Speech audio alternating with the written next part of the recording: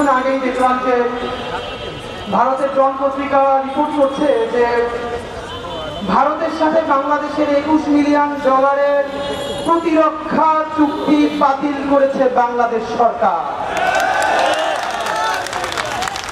আর এই নিউজটার মাধ্যমে আপনি কানেক্ট করতে পারবেন, যেরকম আগে ফেসবুকে ছিল অমুকের বিরুদ্ধে পোস্ট দাও, এরকম শুরু হয়ে গেছে ইউনূসকে ফালাইয়া দাও।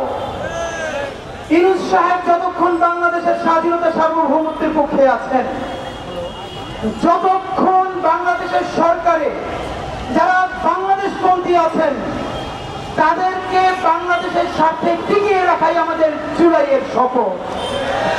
বন্ধুরা আমার, আগেও বলেছি, খুবই স্পেসিফিকলি আপনাদের সাথে একটা কথা বলতে চাই। সম্ভবত গতকাল আমরা আমাদের সব থেকে ঝুঁকিপূর্ণ সংবাদ সম্মেলনটা করেছি।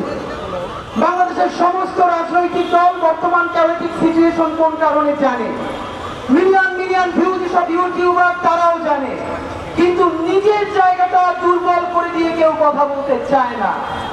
আমরা বলেছি এখানে যারা আছি, সামনে যারা আছেন, এই সমস্ত জীবনের বিনিময়েও যদি বাংলাদেশের স্বাধীনতা সার্বভৌমত্ব বেঁচে যায়, জুলাই বেঁচে যায়, আমাদের এই জীবন কি আল্লাহর কাছে সঁপে দিতে আমাদের 1 সেকেন্ডের ভাবনা নাই।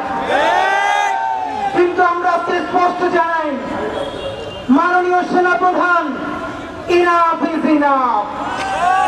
যে পর্যন্ত হয়েছে আর 1 সেকেন্ডও আপনারা বাড়তে দিবেন না। বাংলাদেশের জুলাই বেঁচে থাকতে আর একটা 1-11 হতে দেওয়া হবে না।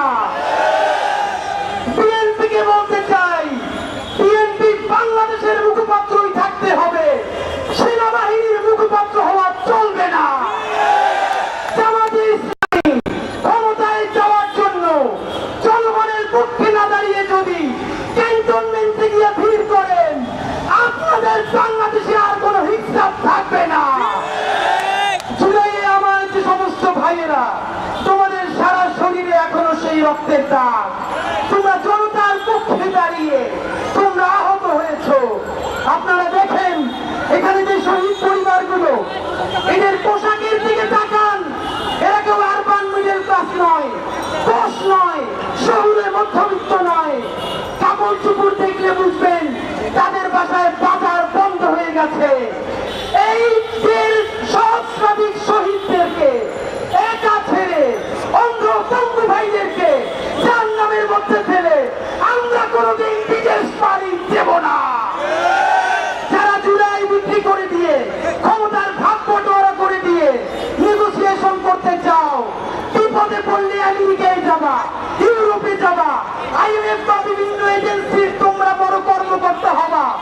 আল্লাহকে সাক্ষী রেখে বলতে চাই, এই দেশে যদি আবার জাহান্নাম নেমে আসে, আমার শহীদ মায়েদেরকে রেখে, আমাদের আহত ভাই বোনদেরকে রেখে আমরা কোনোদিন সীমান্ত পাড়ি দেব না।